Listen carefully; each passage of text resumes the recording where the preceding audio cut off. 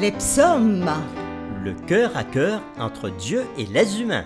Une étude sous la direction de Dragoslava Santrak est présentée dans L'aventure dans la parole avec Henrietta et Ronnie. avec la contribution musicale de Robert G. Nous sommes enchantés de vous souhaiter la bienvenue et de vous retrouver en vous accueillant sur votre chaîne pour une nouvelle réflexion cette semaine. Que Jésus-Christ soit notre victoire. Que le Saint-Esprit nous instruise et nous rende forts, alors que nous nous arrêtons sur le livre des psaumes. Le livre des psaumes est abordé autour de ce grand thème, les psaumes, le cœur à cœur, entre Dieu et les humains. Et les séries qui ont déjà été étudiées sont la série numéro 1, Comment lire les psaumes, Puis la série numéro 2, Apprends-nous à prier. et la série numéro 3, L'Éternel règne. La série numéro 4, L'Éternel entend et délivre. La série numéro 5, Chanter des cantiques de l'Éternel sur une terre étrangère. La série numéro 6, Je me lèverai. La série numéro 7, Ta miséricorde s'étend jusqu'aux cieux. La série numéro 8, De la sagesse pour une vie pieuse. La série numéro 9, Béni soit celui qui vient au nom du Seigneur.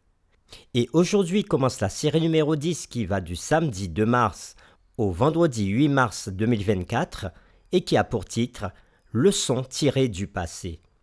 Les lectures de la semaine concernent les chapitres suivants. Psaume 78, Psaume 105, Galates 3 verset 29, Psaume 106, Psaume 80, Nombre 6 versets 22 à 27 et Psaume 135. Le texte à mémoriser de cette semaine que nous vous invitons à dire avec nous se trouve au Psaume 78, le verset 3 et 4. Ce que nous avons entendu, ce que nous savons, ce que nos pères ont raconté, nous ne le cacherons point à leurs enfants. Nous dirons à la génération future les louanges de l'Éternel et sa puissance et les prodiges qu'il a opérés. Nous vous invitons à le redire avec nous, le Psaume 78, les versets 3 et 4. Ce que nous avons entendu, ce que nous savons, ce que nos pères nous ont raconté, nous ne le cacherons point à leurs enfants. Nous dirons à la génération future les louanges de l'Éternel et sa puissance et les prodiges qu'il a opérés. Dans de nombreux psaumes, la louange prend la forme d'un récit relatant les œuvres puissantes du salut de l'Éternel.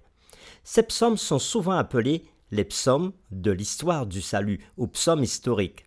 Certains s'adressent au peuple de Dieu en lui disant de tirer des leçons de son histoire, en particulier de ses erreurs et de celles de ses ancêtres.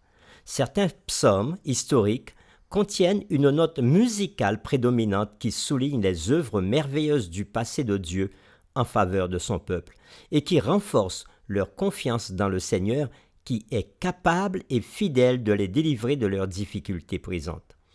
L'attrait particulier des psaumes historiques réside dans le fait qu'ils nous aident à considérer notre vie comme faisant partie de l'histoire du peuple de Dieu et à revendiquer ce passé comme le nôtre, puisque nous avons été adoptés dans la famille du peuple historique de Dieu par Christ, comme nous le dit Paul dans Romains chapitre 8, les versets 15, et Romains chapitre 9, versets 24 à 26, de même que Galates chapitre 4, versets 6 et 7. L'héritage historique de l'ancien peuple d'Israël est en effet le récit de notre ascendance spirituelle. Par conséquent, nous pouvons et devons tirer des enseignements de leur passé qui est aussi le nôtre. L'objectif final est de nous rendre à l'évidence que chaque génération du peuple de Dieu joue un rôle petit mais significatif dans le grand déploiement historique des desseins souverains de Dieu dans le grand conflit. Les Écritures ne sont pas un livre de philosophie, rempli de conjectures humaines concernant les attributs et les enseignements de Dieu. La Bible est l'action de l'Éternel dans l'histoire humaine depuis le début des temps. Grâce à ces événements, nous pouvons apprendre qui il est et quels sont ses plans pour l'humanité. De nombreux critiques des Écritures doutent de la réalité de cette vérité biblique. Ils ne peuvent pas accepter l'idée que Dieu agit dans l'histoire humaine. Ils rejettent l'idée que le Créateur soit impliqué dans les affaires humaines. Reconnaître son implication reviendrait à admettre qu'il est le maître de l'univers et le Seigneur et souverain légitime de chaque être humain, et en tant que tel, nous devons accepter sa souveraineté et sa loi. La dernière chose qu'un cœur égoïste souhaiterait reconnaître, c'est son allégeance à Dieu ou l'autorité divine sur sa vie humaine. Cette semaine, nous examinerons la manière dont les psalmistes avaient reconnu l'œuvre de Yahvé dans l'histoire de leur nation. Les questions qui seront derrière toutes les réflexions de cette semaine sont les suivantes. Pourquoi est-il important de revisiter son histoire en tant que croyant? Pourquoi est-il important de louer Dieu pour ce qu'il a fait pour ses enfants dans le passé? En quoi la suprématie de Dieu est-il révélée dans l'histoire de son peuple? Et c'est avec les séquences suivantes que nous y répondrons. Le dimanche 3 mars, la fidélité inébranlable de l'Éternel. Le lundi 4 mars, se rappeler de l'histoire et louer Dieu. Le mardi 5 mars, les souvenirs de l'histoire et la repentance. Le mercredi 6 mars, la parabole de la vigne et du vigneron. Le jeudi 7 mars, la suprématie de l'Éternel dans l'histoire. Et bien sûr, le vendredi 8, nous ferons le résumé et nous poursuivrons avec des réflexions avancées. Cette semaine encore, nous approfondirons ces séquences. Que Dieu nous éclaire, alors que nous partageons l'étude de cette nouvelle semaine.